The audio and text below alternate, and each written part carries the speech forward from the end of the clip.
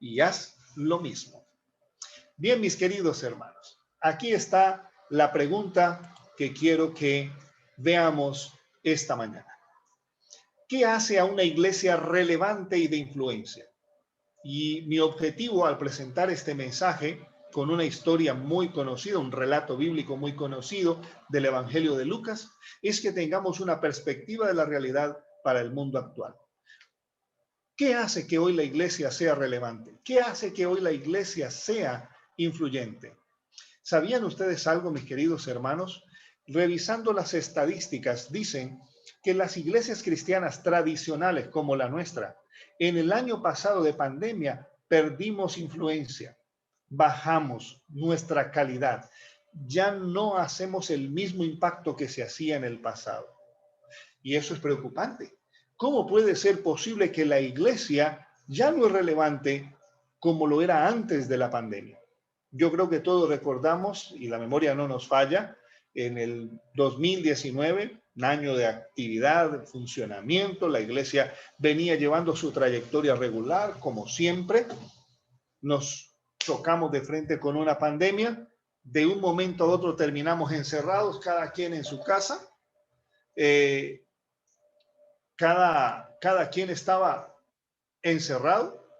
Ya comenzamos fue a comunicarnos solo por el teléfono, la computadora. Todo se cambió, todo se transformó de un momento a otro. Ya la ida al templo pasó a un segundo plano.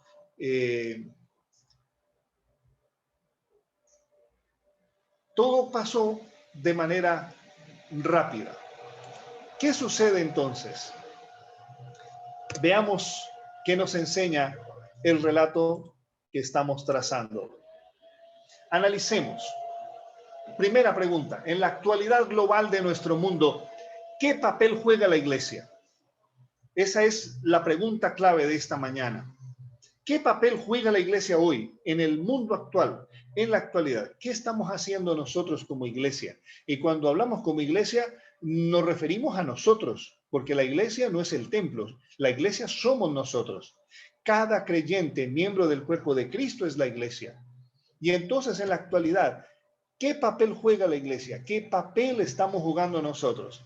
Si estamos encerrados todavía en casa, bueno, al menos creo que ahorita ya medio flexibilizaron el asunto de la movilidad, ya han permitido que se abran algunos templos, han permitido que comience a funcionar algunas cosas. Pero en la medida que ya han permitido aflojar y hacer algunas cosas, ya también viene la Organización Mundial de la Salud anunciando el cuarto pico de contagio para Europa. Y para Latinoamérica están anunciando el tercero. Viene otro pico, otra restricción, otro encierro, etcétera, etcétera, etcétera. ¿Qué estamos haciendo? ¿Qué papel estamos jugando como iglesia? ¿O nos estamos conformando a tener la vida espiritual, una vida cristiana meramente contemplativa? Cada quien desde su casa se conecta por el teléfono o se conecta por el computador o mira la televisión, ve 3ABN en el satélite y más nada. Y el resto de nuestra vida, ¿qué está haciendo? ¿Qué está pasando? Seguimos en la misma rutina, ¿verdad? Seguimos haciendo la misma formalidad. ¿Qué nos hace relevantes y de influencia? Entonces aquí comenzamos a ver. Durante mucho tiempo hemos creído que nos hace, me adelanté, ¿qué nos hace relevantes y de influencia? Que tenemos la verdad. La pregunta del millón. Tenemos la verdad, pero en el efecto de la influencia es por la verdad que tenemos.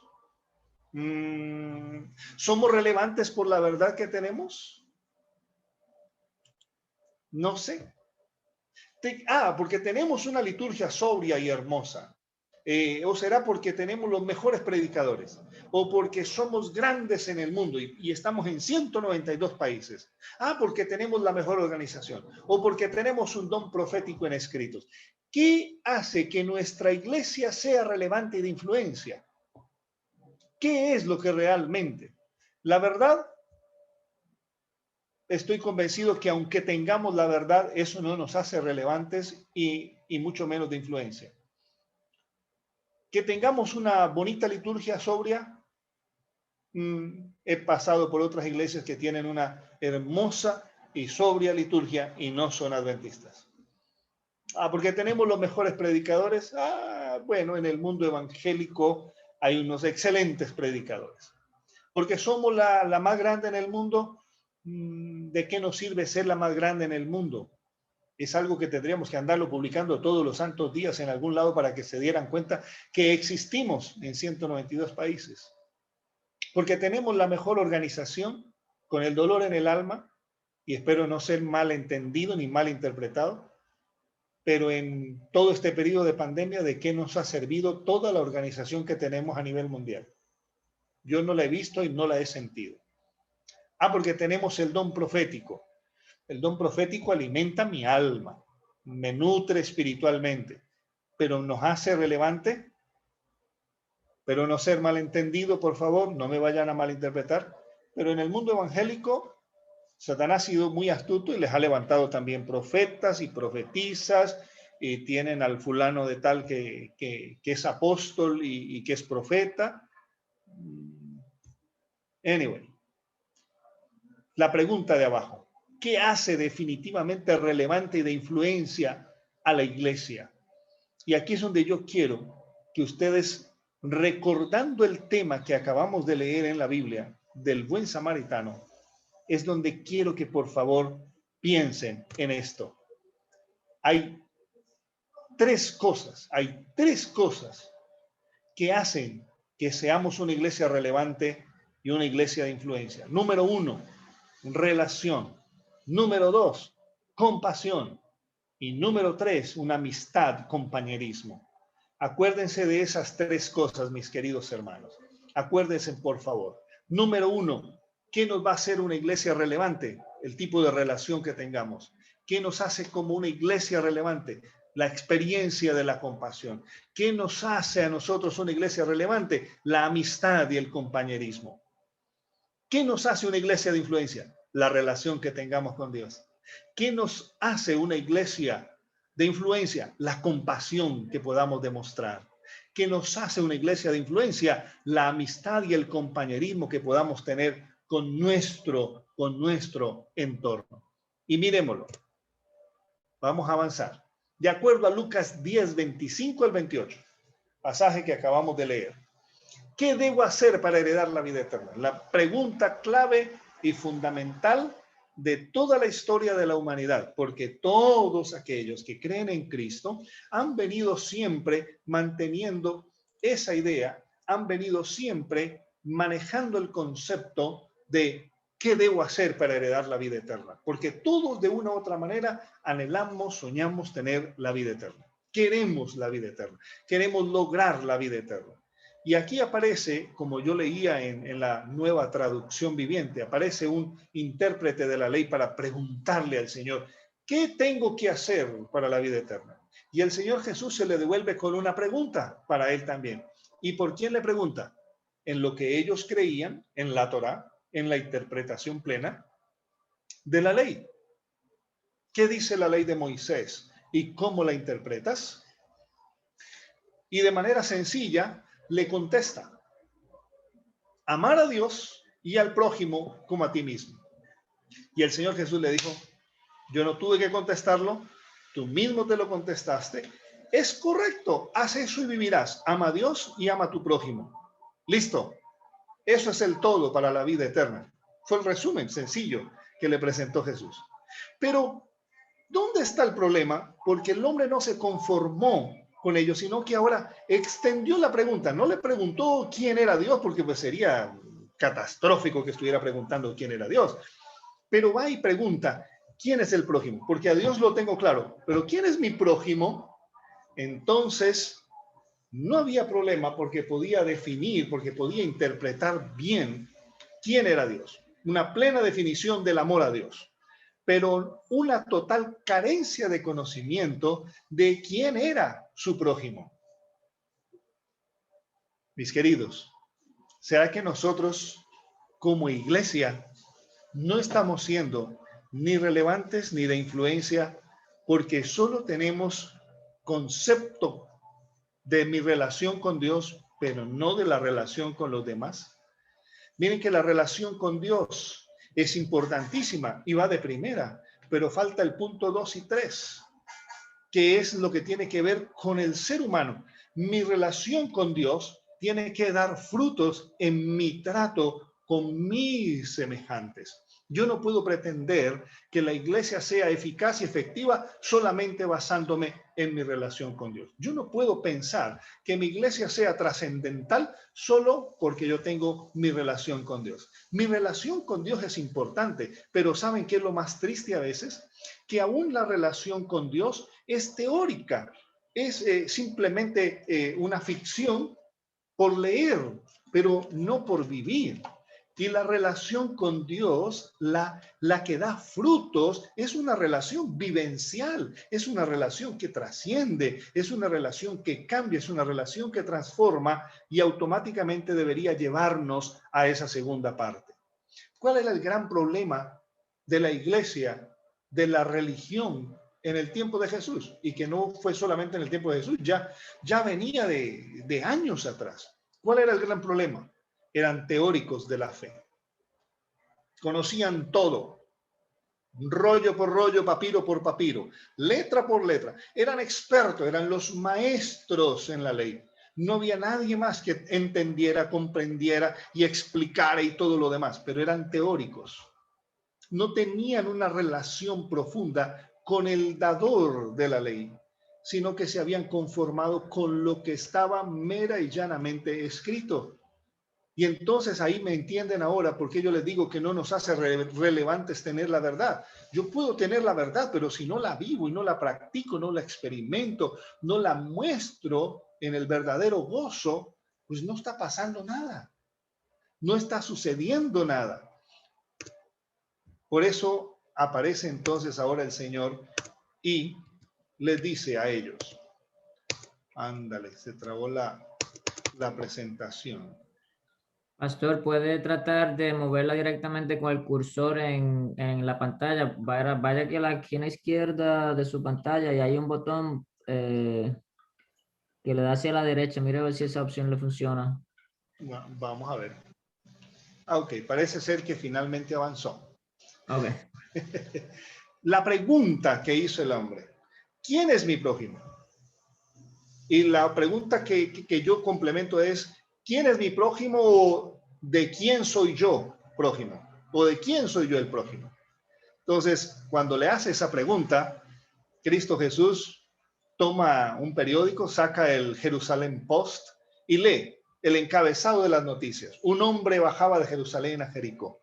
Porque ¿saben algo? Todos los eruditos bíblicos concluyen en que esto fue una noticia real, fue un evento real que pasó y no hacía muchos días, eso había estado allí en el ambiente.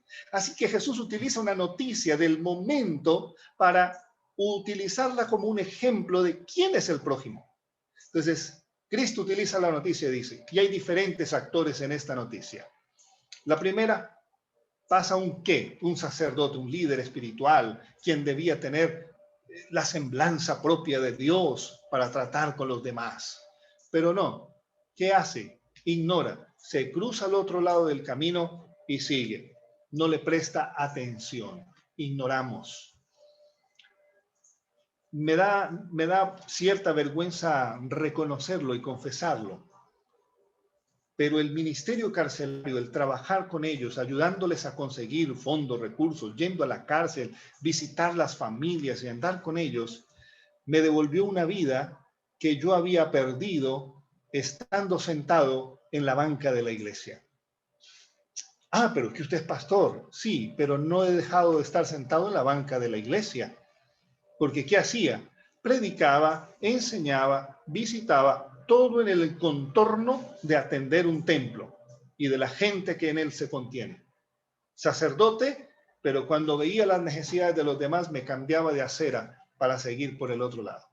Y el ayudante del templo, somos todos los miembros de la iglesia. Cruzamos la calle, ignoramos al doliente, no le prestamos atención al que sufre. Casi siempre nosotros buscamos la manera de esquivar. Colombia vive un fenómeno ahora muy propio, muy particular, con la migración de venezolanos.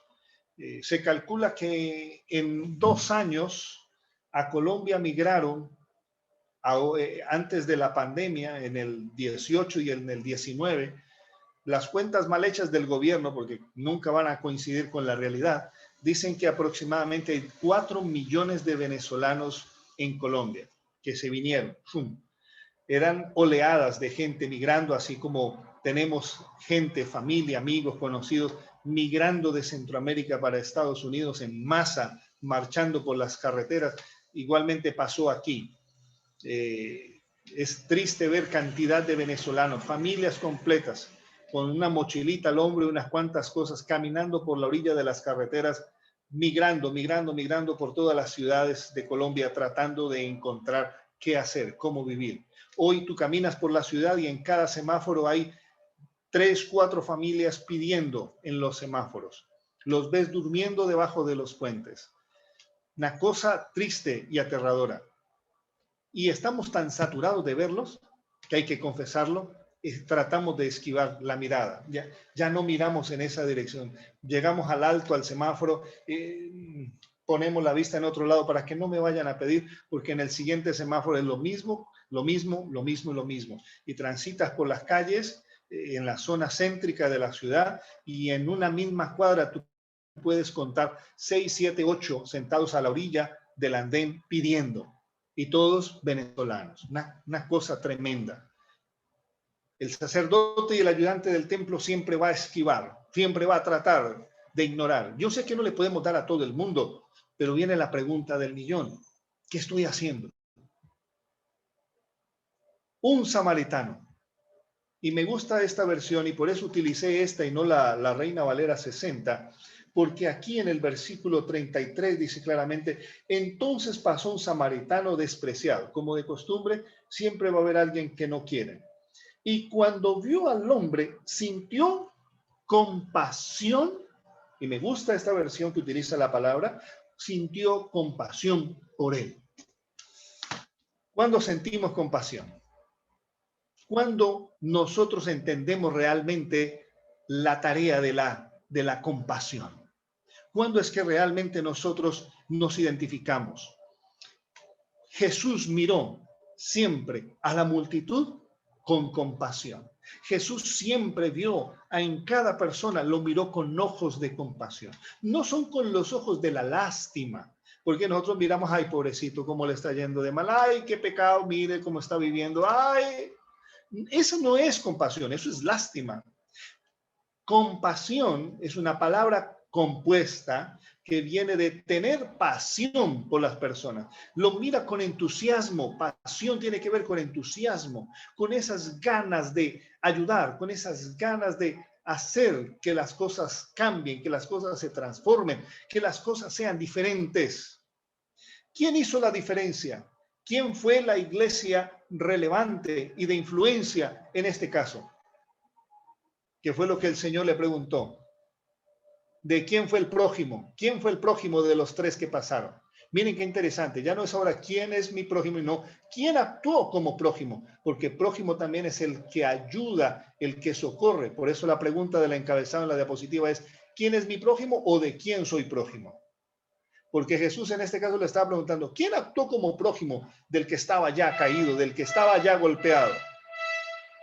Actuó como prójimo el erudito de la ley jamás iba a decir que el samaritano, sino el que fue movido a compasión, así con elegancia, me imagino con la elegancia que lo dijo, el que fue movido a compasión. Ese es. Y el Señor le dice, la parte dura es, ve tú y haz lo mismo. La clave, los versos 36 y 38, en la parte final de la diapositiva, dice, es el principio de la reciprocidad. Amar al prójimo como a ti mismo es que tú eres capaz de entregar parte de tu vida, parte de tu esencia, parte de lo que eres, para que los demás también tengan algo. Y saben, la iglesia primitiva fue la mejor en demostrar estos 3 aspectos. Y les invito para que abran sus Biblias. En Hechos capítulo 2. En Hechos capítulo 2, los versos 42 al 47 demuestran cómo funcionó estos 3 aspectos en la iglesia primitiva y por qué se convirtió en una iglesia influyente. ¿Por qué se convirtió en una iglesia que trascendió? Lean por favor conmigo y yo voy a leerlo en voz alta para beneficio de todos. Dice así: todos los creyentes se dedicaban a las enseñanzas de los apóstoles, a la comunión fraternal, a participar juntos en las comidas, entre ellas la cena del Señor y la oración. Continúa diciendo el texto: un profundo temor reverente vino sobre todos ellos, y los apóstoles realizaban muchas señales milagrosas y maravillas. Todos los creyentes se reunían en un mismo lugar y compartían todo lo que tenían. Vendían sus propiedades y posesiones y compartían el dinero con aquellos en necesidad. Adoraban juntos en el templo cada día, se reunían en casas para la cena del Señor y compartían sus comidas con gran gozo y generosidad. Todo el tiempo alabando a Dios y disfrutando, escuchen esta parte, de la buena voluntad de toda la gente. Y cada día el Señor agregaba a esa comunidad cristiana los que iban siendo salvos. ¿Vivió la iglesia primitiva los tres conceptos de una iglesia relevante y de influencia? Claro que sí. Tenían una relación plena con Dios. Disfrutaban de la enseñanza de los apóstoles, de la comunión fraternal, del alimento y de la oración y de la cena del Señor. Era una forma de vínculo con ellos. ¿Tenían compasión? Oh, claro que tenían compasión. Los apóstoles realizaban milagros y maravillas y compartían lo que tenían con todos los que tenían necesidad. Ojo, no estaban diciendo que era un círculo cerrado donde solo le repartían a los suyos propios. No, era una iglesia que también le daba a todos los que estaban en necesidad. Eso es compasión. Una iglesia que tiene la capacidad de mirar hacia su entorno y darse cuenta de qué cosas hacen falta. ¿Tenían amistad y compañerismo? Adoraban juntos, comían juntos, eran generosos, alababan juntos, disfrutaban de la buena voluntad de todos sus vecinos. Y viene una pregunta. ¿Eran tiempos de paz o tiempos de guerra cuando la iglesia primitiva vivió esto? No es tiempo de guerra, fue en tiempo de persecución. Si le utilizamos el término moderno, la pandemia que ellos experimentaban era que eran perseguidos, eran llevados a la cárcel, eran asesinados, eran masacrados.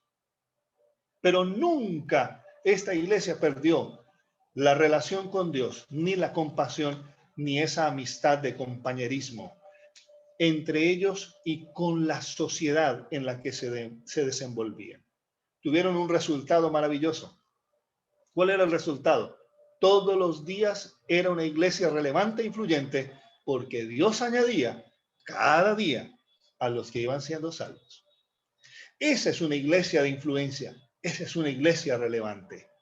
Hoy, mis queridos hermanos, no nos podemos conformar con que el programa de hoy en la iglesia, qué lindo estuvo, preciosa la escuela sabática, el sermón y la sociedad de jóvenes, todo estuvo fantástico. Y viene la pregunta del millón. ¿Y qué pasó? ¿Qué hubo de influyente? ¿Qué hubo de relevante? ¿Dónde están las almas que se pierden? ¿Dónde están los que necesitan nuestras manos? La iglesia del tiempo del fin, recuerden, no lo digo yo, lo dice la mensajera del Señor, es la iglesia que volverá al primer amor, al amor de la iglesia primitiva. Dice que tiene que resurgir, dice la hermana White, debe resurgir en nosotros la piedad primitiva. Y la piedad primitiva no es el concepto moderno de piedad, ¿no? Las dos manitas juntitas y como santitos que no quiebran un plato. Eso no es piedad. Piedad significa amor. Piedad, el origen etimológico de la palabra piedad tiene que ver con amor, sentir profundo amor, y eso es compasión.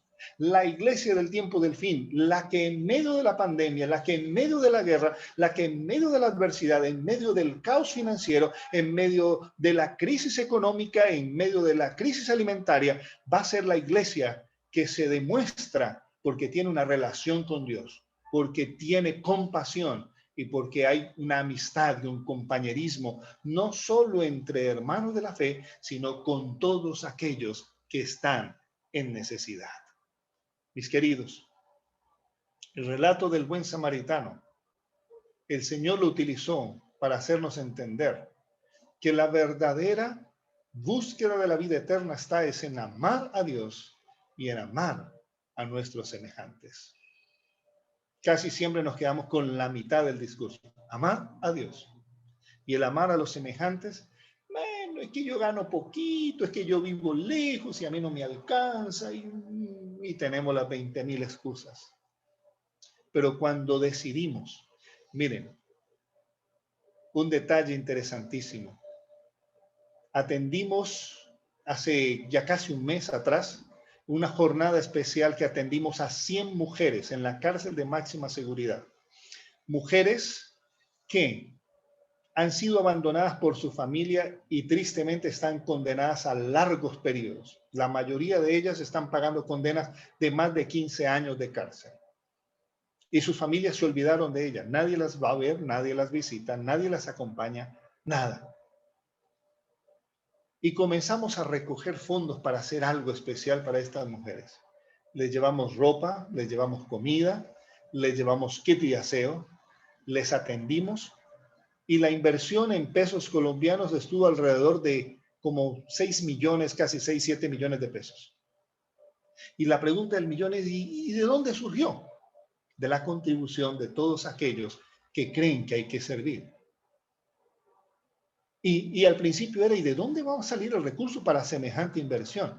El recurso salió, eso se hizo. En dólares, para que nos quede claro a todos, fue como una inversión de $1,300 más o menos, para atender a estas 100 mujeres.